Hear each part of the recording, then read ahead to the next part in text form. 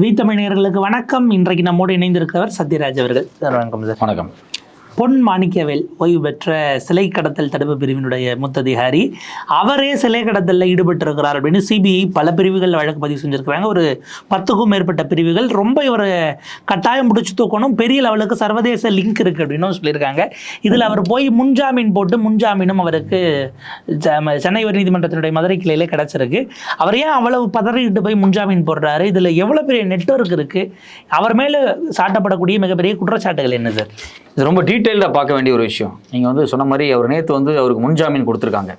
முன்ஜாமீன் எடுக்கிற அளவுக்கு இந்த வழக்கில் அவர் ஏன் இவ்வளோ பதட்டமாகறாரு அப்படிங்கிற கேள்வி தான் எல்லாத்துக்குமே வந்திருக்கு. நீங்கள் ஒரு இன்வெஸ்டிகேஷன் நடந்திருக்கு. அந்த இன்வெஸ்டிகேஷனில் இவர் ஒரு தரப்பை குற்றவாளியாக சொல்கிறாரு, மாட்டுன்னு ஒரு தரப்பு மாட்டியிருக்காங்க. இவர் யாரை குற்றவாளியாக சில அதிகாரிகளை சொல்கிறாரு. அந்த அதிகாரிகள் என்ன சொல்கிறாங்க அப்படின்னா, இல்லை இவர் தான் இந்த தரப்பில் சில தவறுகளை பண்ணியிருக்காருன்னு சொல்லி அவர் மேலேயே திருப்புறாங்க. இதில் ரெண்டு என்ன நடந்திருக்குன்னு இன்வெஸ்டிகேஷனில் ஹைகோர்ட் சொல்லுது, சிபிஐ இது இன்வெஸ்டிகேட் பண்ணுங்கன்னு சொல்லுது. ஹைகோர்ட்டு தெளிவாக சொல்கிறாங்க, சிபிஐ இந்த ஐடியல் விங் பண்ண இன்வெஸ்டிகேஷனை, இந்த பர்டிகுலர் ப்ராஜெக்டை இன்வெஸ்டிகேட் பண்ணி என்ன உண்மைன்னு சொல்லுங்கிறாங்க. அதை இன்வெஸ்டிகேட் சிபிஐ பண்ணக்கூடாதுங்கிற இடத்துக்கு பொன் மாணிக்கவேல் ஏன் நகர்றாருங்கிற கேள்வி இன்னைக்கு நமக்கு வந்திருக்கு. இந்த வழக்கினுடைய துவக்கம் எங்கே இருக்குது அப்படின்னா, சர்வதேச லெவலில் இந்த சிலைகளை கடத்தி விற்கிறது, மேலை நாடுகளில் குறிப்பாக ஐரோப்பாவில் விற்கிறது, அமெரிக்காவில் விற்கிறது, ஆஸ்திரேலியா இது மாதிரியான நாட்டில் கொண்டு போய் இந்திய சிலைகளை, குறிப்பாக தென்னிந்திய சிலைகளை விற்கிற வேலை யார் பார்க்குறது அப்படின்னா, சுபாஷ் கபூர் அப்படிங்கிற ஒரு முக்கியமான சர்வதேச குற்றவாளி அவர். சரி, அவருக்கு இந்தியாவில் குறிப்பாக தென்னிந்தியாவில் யார் ஏஜென்ட்டாக செயல்பட்டது அப்படின்னா, தீனதயாளன் அப்படிங்கக்கூடிய ஆழ்வார்பேட்டையில் ஒரு ஆர்ட் கேலரி வச்சுருந்த ஒரு நபர். அவர் மயிலாப்பூர்காரரு. அவர் பார்த்தீங்க அப்படின்னா, அந்த கோயில் சிலைகளை எல்லாத்தையும் பாரம்பரிய சிலைகளை வாங்கி கொண்டு அந்த ஆர்ட் கேலரியில் வச்சு இங்கேருந்து வெளிநாடுகளுக்கு கடத்தியிருக்காரு அப்படிங்கிறது அவர் மேலே இருக்கக்கூடிய ஒரு பெரிய குற்றச்சாட்டு. அவருடைய வீடு, அலுவலகம், ஆர்ட் கேலரி எல்லாம் தோண்டி எடுக்கப்பட்டு போலீஸால் ரவுண்ட் அப் பண்ணி சிலைகள் எடுக்கப்பட்டுருச்சு. அந்த வேலையை செஞ்சது பொன் மாணிக்கவேல் தான். இப்போ நீங்கள் இவரே போய் தான் சிலை கடத்துனாங்கன்னு சொல்லி தீனதயாளனோட வீட்டில் பூந்து ஆர்ட் கேலரியிலேருந்து இவ்வளோ சிலை எடுத்த இவர் மேலேயே கம்ப்ளைண்ட் வருது அப்படின்னா, அதுக்கு பின்னாடி தான் ட்விஸ்டே ஒளிஞ்சிருக்கு. சரி, சர்வதேச லெவலில் சுபாஷ் கபூர், இப்போ தமிழ்நாட்டில் தென்னிந்திய லெவலில் தீனதயாளன் அப்படின்னா, லோக்கலில் இறங்கி வேலை பார்த்ததில் ஒரு பல பேர் இருக்காங்க. அதில் முக்கியமான குற்றவாளி யாருன்னு பார்த்தீங்க அப்படின்னா, திருவாண்டரத்தில் கைது செய்யப்பட்ட, அதாவது கேரளா தமிழ்நாடு பார்டரில் கைது செய்யப்பட்ட முக்கியமான நபர் சஞ்சீவி அசோகன் அப்படிங்கக்கூடிய இன்னொருத்தர். ஸோ இந்த நெட்வொர்க் இருக்குது பார்த்தீங்களா, இந்த நெட்வொர்க்கை எப்போ டேப் பண்ண ஆரம்பிக்கிறாங்க அப்படின்னா, கிட்டத்தட்ட ஒரு 10 ஆண்டுகளுக்கு முன்னாடியே 2012 பார்த்தீங்க அப்படின்னா, சர்வதேச லெவலில் இருந்த இந்த சுபாஷ் கபூரை ஜெர்மனில் வச்சு கைது பண்ணி இந்தியாவுக்கு தூக்கிட்டு வர்றாங்க, அதாவது சென்னைக்கு தூக்கிட்டு வர்றாங்க. இதை செஞ்சது யார் அப்படின்னா, ஒரு குறிப்பிட்ட ஒரு டிஎஸ்பி. அவர் தான் இதை செய்கிறாரு. அவர் தான் இந்த ரெட் நோட்டீஸை வாங்கி, இந்த நபர் தான் குற்றவாளி, இவரை ஜெர்மனிலேருந்து தூக்கணும் அப்படிங்கிறதுக்காக சாங்ஷன்ஸை வாங்குறாரு. எங்கே நீங்கள் ஜெர்மனியில் போய் ஒருத்தர் மேலே வழக்கு இருக்குன்னா, அவர் ஈஸியாக நீங்கள் கைது பண்ணி கூப்பிட்டு வந்துட முடியாது. அதுக்கு நீங்கள் சாங்ஷன்ஸ் வாங்கணும் ஜெர்மனியில். இவர் மேலே இந்த வழக்கு இருக்குது, இதுக்கு ஆதாரங்கள் இருக்குது, நாங்கள் ப்ரொசீட் பண்ண போகிறோம் அப்படின்னு சொல்லி சாங்ஷன்ஸை வாங்கி அவர் இன்னைக்கு கொண்டு சென்னையில் வச்சு புழலில் வச்சு விசாரிக்கிறதுக்கான எல்லா வேலையும் செஞ்ச அந்த டிஎஸ்பி இருக்கார் பார்த்தீங்களா, அவரையே குற்றவாளின்னு பொன் மாணிக்கவேல் சொன்னார். இது எப்போ நடந்துச்சுன்னா, 2012 இந்த சுபாஷ் கபூர் கைது பண்ணி கூப்பிட்டு வராங்க பார்த்தீங்களா. வந்ததுக்கு பிறகு இந்த கேஸனுடைய போக்கு படிப்படியாக மாறுது.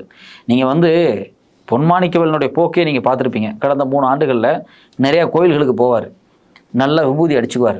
அடிச்சுட்டு கோயில் முன்னாடி நின்று அறநிலைத்துறையை இப்படி பண்ணுது அப்படி பண்ணுது, கோயிலை கண்டுக்க மாட்டேங்கிறாங்க, உண்டியலில் காசு போடாதீங்க, தட்டில் காசு போடுங்க, இதெல்லாம் பேசுறது ஒரு ஐபிஎஸ்களுக்காக நான் உயிர் போகிற வரைக்கும் குரல் கொடுப்பேன். நான் என்ன கேட்குறேன், இதெல்லாம் ஒரு ஐபிஎஸ் அதிகாரியோட வேலையான்னு நான் கேட்குறேன். நான் நீங்கள் ரிட்டையர்ட் ஆகிருக்கீங்க, ஐடியல் விங்கில் செயல்பட்டுருக்கீங்க, கோயிலில் பட்டை அடிச்சுட்டு, இல்லை எனக்கு ஒரு சந்தேகம் என்னென்னா, இவர் ஒரு கோயிலுக்கு போகிறதுக்கு முன்னாடி அங்கே ஒரு பெரிய மீடியா குரூப் உட்காந்துருக்கும்.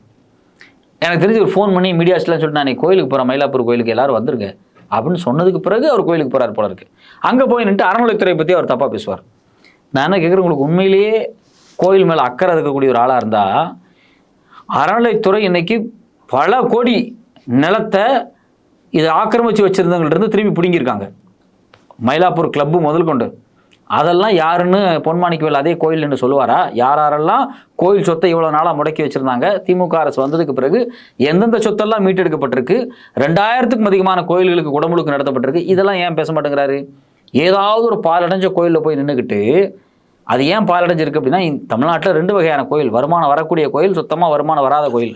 வருமானம் வர்ற கோயில் ரொம்ப குறைவான கோயில். அந்த வருமானத்தை எடுத்து தான் மற்ற கோயிலுக்கு செலவு பண்ணிட்டு இருக்காங்க. சின்ன சின்ன கோயில்களில் ஒரு 10,000 ரூபா கூட வருமானம் வராத ஒரு கோயில்களுக்குள்ளே போய் நின்றுக்கிட்டு இங்கே பாருங்கள் அங்கே இதாயிருச்சு இங்கே இதாயிருச்சு அப்படிம்பாங்க.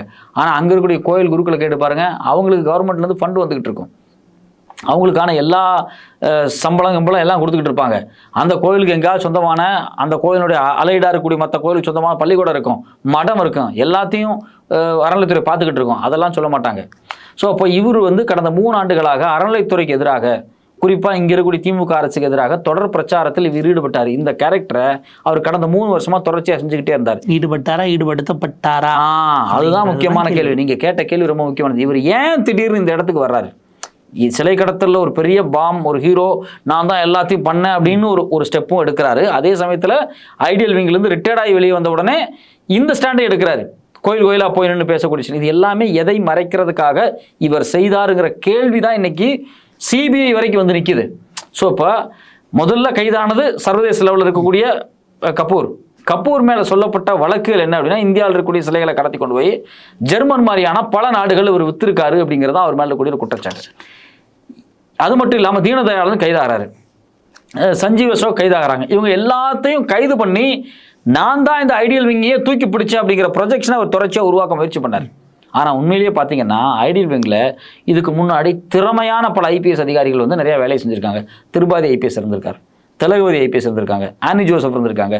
இது மாதிரி பல பேர் இந்த ஐடியல் விங்கில் இந்த சர்வதேச கடத்தல்களை வந்து தடுக்கிறதுக்காக, இன்னும் குறிப்பாக சொல்ல போனால் சுபாஷ் கபூரை பிடிக்கிறதுக்கான ரெட் நோட்டீஸ் ஒன்றும் பொன்மாணிக்கவேல் கொடுக்கல. அது வந்து தலகவதி மேடம் இருக்கிற காலகட்டத்தில் வந்து இவர் குறிப்பிட்ட ஒரு டிஎஸ்பி மேலே குறை சொல்கிறார் பார்த்தீங்களா, அந்த டிஎஸ்பி வந்து ஷார்ப்பாக ஜெர்மன் போய் சாங்ஷன் அப்ளை பண்ணி அந்த பிரகாஷ் கபூரை தூக்கிட்டு வந்தவர். இன்னைக்கு வரைக்கும் இந்த இந்திய ஜெயிலில் சுபாஷ் கபூர் இருக்கார் அப்படின்னா அதுக்கு ஒரே காரணம் அந்த டிஎஸ்பி போட்ட வழக்கு தான், பொன்மாணிக்கவேல் போட்ட வழக்கு கிடையாது.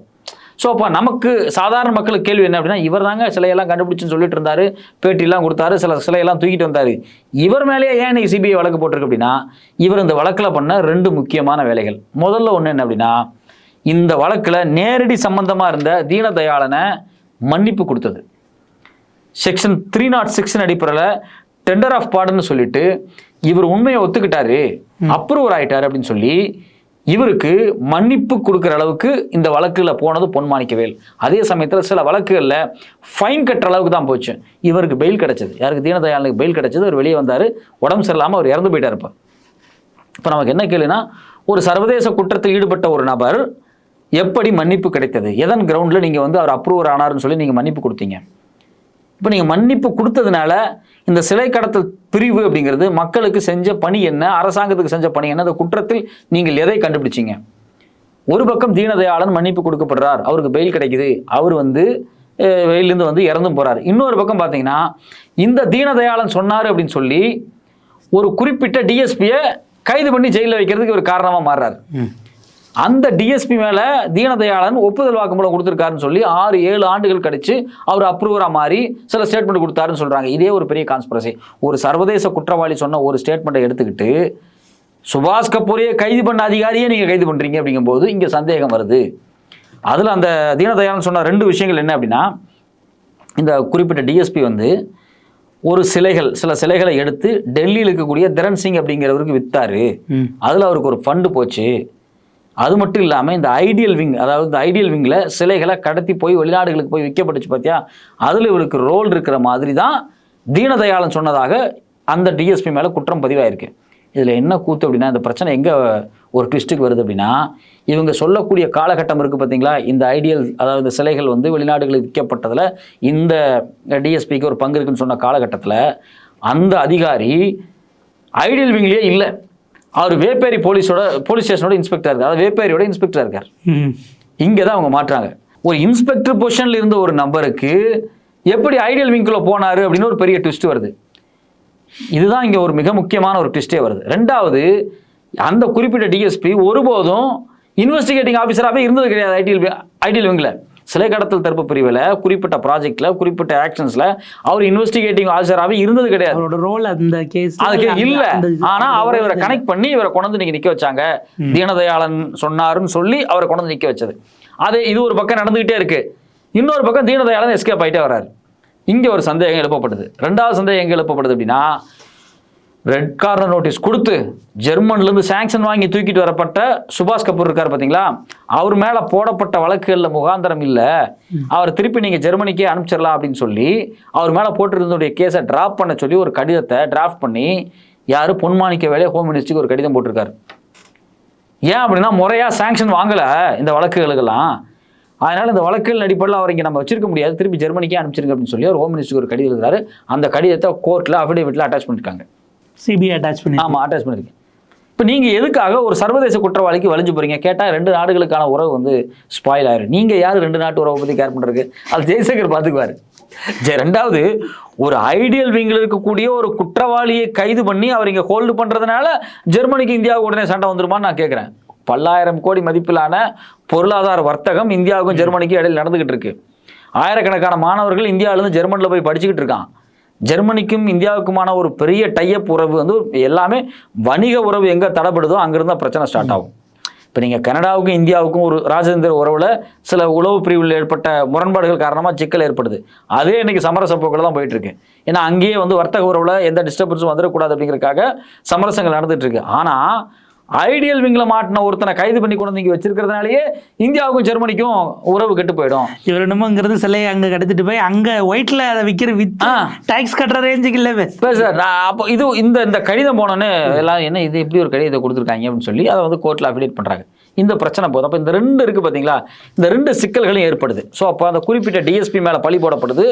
இன்னொரு பக்கம் பார்த்தீங்கன்னா அதில் தீனதயாளன் தப்பிக்கிறாரு, இல்லை சுபாஷ் கபூர் வந்து திருப்பி ஜெர்மனிக்கே ட்ராப் பண்ணி அனுப்பிச்சிடலாம் அப்படிங்கிற இடம் வருது பார்த்தீங்களா. இந்த நேரத்தில் தான் இந்த டிஎஸ்பி ரிட்டர்ன் டிஎஸ்பி அவர் வந்து நேராக ஹைகோர்ட்டை அப்ரோச் பண்ணி மனு போடுறாரு. இங்கே பாருங்க, இந்த வழக்கு எனக்கு சம்மந்தம் கிடையாது, ஏன்னா திட்டமிட்டு இதில் மாட்டி விட்டுருக்காங்க, இதில் பொன்மாணிக்க விசாரிக்கப்படணும் அப்படிங்கிற மாதிரியான அவர் ஒரு விஷயத்தை சொல்கிறாரு.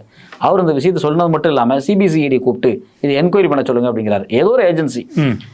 அப்போ தான் கோர்ட் என்ன பண்ணுது அப்படின்னா சிபிஐக்கு டெல்லி சிபிஐக்கு ஆர்டர் போட்டு நீங்கள் விசாரிச்சிருக்கீங்க. இன்டர்நேஷனல் இதுவும் வருது. ஆமாம், சென்ட்ரல் ஏஜென்சியாக இருந்துட்டு போட்டு சுபாஷ் கபூர் வேறு ஸ்டேட்டு, சுபாஷ் கபூர் வேறு ஸ்டேட்டு, அவரு சிட்டிசன்ஷிப் வெளிநாட்டில் இருக்குது. இது மட்டும் இல்லாமல் இது சர்வதேச வழக்கு இருக்கு. இதில் இன்டர்போல் சம்மந்தப்பட்டிருக்கலாம். நாளைக்கு சாங்ஷன்ஸ் வாங்கணும், கம்முன்னு சென்ட்ரல் டெல்லி சிபிஐட்டு கொடுத்தா அவங்க இந்த விஷயத்தை பார்த்துக்குவாங்க அப்படின்னு சொல்லி இது வந்து சென்ட்ரல் சிபிஐக்கு மாற்றப்படுது. சென்ட்ரல் சிபிஐக்கு மாற்றப்பட்டப்போ தான் சென்ட்ரல் என்ன சொல்கிறாங்க அப்படின்னா போதிய ஆவணங்கள் வந்து பத்தலை. எனக்கு தெரிஞ்சு வந்து ஆவணங்கள் நிறையா வந்து பொன்மாணிக்கவேல் இருக்குன்னா ஒரு வீட்டை ரைடு பண்ணுறாங்க. இது வந்து ஒரு மாதத்தில் நடக்குது. ரைடு பண்ணதுக்கு பிறகு அவர் மேலே சில முகாந்திரங்கள் இருக்குது, விசாரிக்கணும், அவரை கைது பண்ணி விசாரிக்கணும் அப்படின்னு சொல்லி சிபிஐ ஒரு ஸ்டெப் ஃபார்வர்ட் வருது. அப்படி அவர் வரும்போது இவர் பதறாரு. இல்லை சிபிஐ மேலே வழக்கு பதிச்சு என்னை வந்து கைது பண்ணக்கூடாது அப்படின்னு சொல்லி அவர் உச்சநீதிமன்றம் வரைக்கும் போகிறார். அதில் தான் இப்போ ஒரு பெரிய ட்விஸ்ட் என்ன அப்படின்னா இப்போ வந்து ஹைகோர்ட்டில் ஒரு பெயில் வாங்கி வச்சிருக்காரு. நமக்கு இயல்பாக வரக்கூடிய ஒரு கேள்வி என்ன அப்படின்னா இந்தியாவினுடைய சிலைகள் கடத்தப்பட்டிருக்கு. இந்தியாவினுடைய கலாச்சார பண்பாட்டுத்துறையில் சிலைகள், கோயில்கள் ஒரு முக்கியமான பங்களிப்பு இருக்குது. அது வெட்டி எடுத்து பல கோடி ரூபாய் லாபத்துக்காக விற்கப்பட்டிருக்கு. இந்த சுபாஷ் கபூர் கிட்டத்தட்ட 2900 சிலைகளை வெளிநாடுகளுக்கு விற்றுருக்கிறான் பிளாக் மார்க்கெட்டில் அப்படிங்கிறது தெரிய வந்திருக்கு. இவ்வளோ முக்கியமான ஒரு குற்றவாளியை பிடிச்சி கொண்டு வந்து இங்கே விசாரிச்சுக்கிட்டு இருக்கும்போது ஏன் சாங்ஷன் நீங்கள் வாங்கலைங்கிற கேள்வி வருது. நீங்கள் திரும்ப என்ன சொல்கிறீங்க, முறையாக சாங்ஷன் வாங்கலை. அப்புறம் இதுக்கு முன்னாடி உங்களுக்கு முன்னாடி இருந்த டிஎஸ்பி அவர் பர்ஃபெக்டாக சாங்ஷன் வாங்கிட்டு வந்து இன்னைக்கு கொண்டாந்து அவர் உள்ளே உட்கார வச்சிருக்காரு. அவர் எப்படி உள்ளே உட்கார வச்சாரு? ஆனால் நீங்கள் குற்றத்தை அவர் மேலேயே சுமத்திட்டு, அந்த டிஎஸ்பி மேலேயே சுமத்திட்டு நீங்கள் போட்ட வழக்குக்கு எதுக்குமே முகாந்திரம் இல்லாமல் சாங்ஷன் வாங்காமல் நீங்கள் வச்சுட்டு நாம் ட்ராப் பண்ணுவோம் அப்படிங்கிறீங்க. அது இல்லாமல் ஹோம் மினிஸ்ட்ரிக்கு நீங்கள் ரெக்கமெண்டேஷன் லெட்டர் வேறு அனுப்புறீங்க. இந்த லெட்டர் தான் சிபிஐக்கு சிக்கலாக மாறுது. பொன்மாணிக்கவேல் அனுப்பிச்ச அந்த லெட்டர் தான் திருப்பி பொன்மாணிக்கவேலுக்கு சிக்கலாக சிபிஐயில் இன்னைக்கு வந்து உட்காந்துருக்கு. ரெண்டாவது, தீனதயாளன் விஷயத்தில் இவர் எப்படி தொடர்ச்சியாக வந்து தப்பிக்கிறார். தீனதயாளன் நான் என்ன கேட்குறேன், அவர் வந்து மன்னிப்பு கேட்டார், அப்ரூவ் மாறிட்டார் அப்படின்னா அவர் அப்ரூவ் மாறுறதுனால இந்தியாவுக்கு இப்போ என்ன லாபம்? அவர் அப்ரூவ் மாறினால இப்போ கடத்தப்பட்ட சிலை எல்லாம் கண்டுபிடிக்கப்பட்டுருச்சா? எங்கெங்கே கடந்த 30 ஆண்டுகளாக சிலையெல்லாம் கடத்தப்பட்டிருக்கு அப்படிங்கிற டீட்டெயிலை வந்து தீனதயாளன் சொல்லிட்டாரா? அதனால் ஒரு பப்ளிக்காக, ஒரு டேக்ஸ் கட்டக்கூடிய ஒரு பப்ளிக்காக எனக்கு என்ன லாபம்? இந்திய சிலைகள் கொண்டு வரப்பட்டுருச்சா அப்படின்னு ஒரு சாமானிய கேள்வி இருக்கா இல்லையா? அரசாங்கத்தினுடைய கேள்வியாக இருக்கு இல்லையா? அவர் மன்னிப்பு கொடுத்தாரா, அவர் ஒருத்தரை கைகாமிச்சார் அப்படிங்கிறக்காக நேரடியாக வழக்கில் தொடர்பு இருக்கக்கூடிய அவர் மேலே நீங்கள் எந்த ஆக்ஷனுமே எடுக்காமல் இருக்கீங்களே, அந்த கேள்வி வருது. ஸோ அப்போ இது மாதிரி இந்த வழக்கு அப்படிங்கிறது பார்த்தீங்கன்னா டெவலப் ஆகி போயிட்டே இருக்கும்போது ஏதாவது ஒரு விஷயத்தை மூடி மறைக்கிறதுக்காக இவங்க முயற்சி பண்ணுறாங்களா அப்படின்னு ஒரு கேள்வி வருது. பொன்மாணிக்கவேல் உள்ளே வந்ததுக்கு பிறகு இந்த வழக்கினுடைய போக்கு மாறி இருக்கா அப்படிங்கிற ஒரு கேள்வியும் வந்திருக்கு. ரெண்டாவது, நான் ரொம்ப சீரியஸாக இருக்கேன், நான் ரொம்ப ஸ்ட்ரிக்டாக அந்த வேலையை பார்த்துட்டு இருக்கேன் அப்படின்னு தொடர்ச்சியாக மீடியாவில் ப்ரொஜெக்ட் பண்ணிக்கிட்டே இருந்தார். கோயில் சிலை அப்படிங்கிறது வெகுஜன மக்கள்கிட்ட அதிக பாப்புலாரிட்டி ஏற்படுத்தக்கூடிய ஒரு விஷயம். அதில் தான் ஒரு ஹீரோன்னு அவர் எஸ்டாப்ளிஷ் பண்ணிக்கிட்டே ஏன் இருந்தார்? இதுக்கு முன்னாடி வந்து திலகவதி இருந்திருக்காங்க, அவங்க ஒரு ஐபிஎஸ் அதிகாரியாக இருந்து பல வேலைகள் சின்சியராக பார்த்துருக்காங்க. ஐடியல் விங்கில் திருபாதி இருந்திருக்காரு, ஆனி ஜோசப் இருந்திருக்காங்க, பல பேர் இருந்திருக்காங்க. எல்லாரும் குறிப்பிட்ட விஷயங்கள், நிறைய அதிகாரிகள் இருந்திருக்காங்க, டிஎஸ்பி லெவல் ஆஃபீஸர்ஸு, சிறப்பு புலனாய்வு குழுக்கள் இருந்திருக்காங்க, இன்வெஸ்டிகேட்டிங் ஆஃபீஸர்ஸ் இருந்திருக்காங்க. இவங்க எல்லாரும் நிறைய விஷயத்தை கண்டுபிடிச்சிருக்காங்க, நிறைய விஷயத்தை வந்து பப்ளிக் ஒப்படைச்சிருக்காங்க, மீடியாவில் கொடுத்துருக்காங்க. ஆனால் இது மாதிரி மீசையை முறுக்கி விட்டுட்டு நெத்தியில் விபூதி அடிச்சுட்டு ஒரு டையை கட்டிக்கிட்டு ஒரு புலிகேசி மாதிரி வந்து ஒரு அட்டென்ஷன் சீக்கிங்காகவே ஒரு செயல்பட்டதுக்கு பின்னாடி ஏதாவது வேலைகள் இருக்கா, கைவரிசைகள் இருக்காங்கிற கேள்வி சாமானிய மக்களாகிய நமக்கு வந்திருக்கு, கோர்ட்டுக்கு வந்திருக்கு, சிபிஐக்கு வந்திருக்கு. ஸோ அப்போ இந்த கேள்விகளை நிவர்த்தி பண்ண வேண்டிய பொறுப்பு இப்போ யார்ட்டுக்குன்னா சிபிஐட்ட தான் இருக்குது. சிபிஐ இந்த வழக்கை எடுக்கணும்.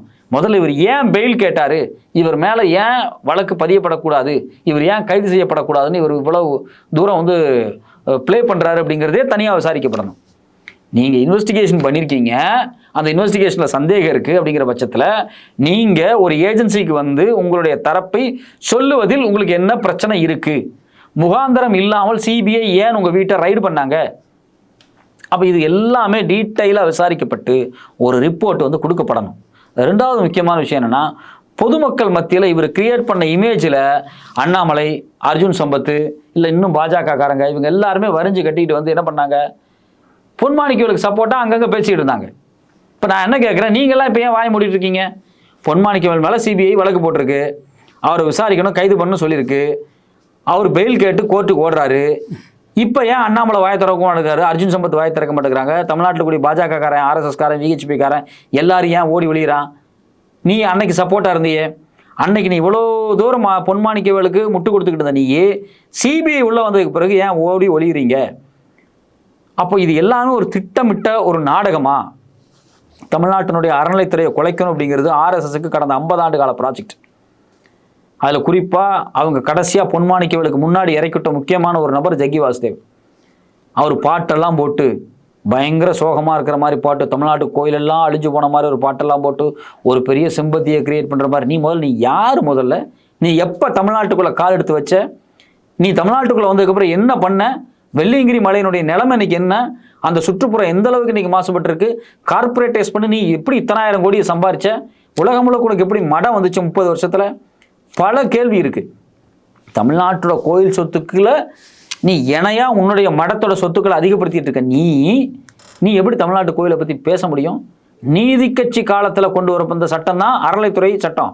கோயில் பாதுகாப்பு சட்டம் வந்து அறநிலைத்துறையை கொண்டு வந்து கோயில்களை பாதுகாத்து இன்னைக்கு அதை ஒரு முறைப்படுத்தி பணம் வரக்கூடிய கோயில்களிலிருந்து பணத்தை எடுத்து பணம் வராத கோயில்களுக்கு செலவு பண்ணி கோயில்களை புனரமைச்சு 2000க்கும் அதிகமான கோயில்களுக்கு வந்து இன்னைக்கு வந்து கும்பாபிஷேகம் நடத்தி, அது மட்டும் இல்லாமல் உணவு திட்டங்களை கொண்டு வந்து, அதாவது அன்னதான திட்டங்களை கொண்டு வந்து, பள்ளி அங்கே இருக்கக்கூடிய கோயிலுக்கு சொந்தமான பள்ளிகளில் வந்து நிறைய முன்னேற்றங்களை ஏற்படுத்தி முக்கால பூஜையை கொண்டு வந்து பல வேலைகளை அறநிலைத்துறை முருகன் மாநாடு முதல் கொண்டு சிறப்பாக செஞ்சுக்கிட்டு இருக்காங்க. அதாவது ஒரு பகுத்தறிவாளராக, ஒரு பெரியாரிஸ்டா, ஒரு அம்பேத்கரிஸ்டா, அது மேலே ஏற்பு இருக்கிறதும் மறுக்கிறதும் ரெண்டாவது விஷயம்.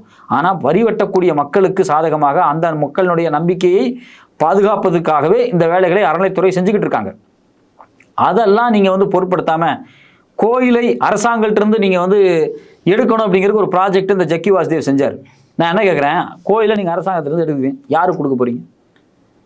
கோயில் யார்கிட்ட கொண்டு கொடுக்க போறீங்க? அப்போது நீதி கட்சி காலத்துக்கு முன்னாடி இந்த கோயிலுக்கு சொந்தமான பல லட்சக்கணக்கான ஏக்கர் நிலமும் சொத்தும் கடைகளும் வீடுகளும் வாடகைகளும் அதே மாதிரி குத்தைகளும் யாருக்கு போயிட்டு இருந்துச்சோ அவங்களுக்கு நீங்கள் கொடுக்க போறீங்களா கேள்வி வருது. யார் வச்சிருந்தா அறநிலைத்துறை வர்றதுக்கு முன்னாடி பார்ப்பனர்களுடைய கட்டுப்பாட்டு இருந்துச்சு கோயில்கள். இன்னைக்கு சிதம்பரம் கோயிலுடைய நிலைமை என்ன? சிதம்பரம் கோயில் ஒழுங்கா செஞ்சுட்டு இருக்காங்களா?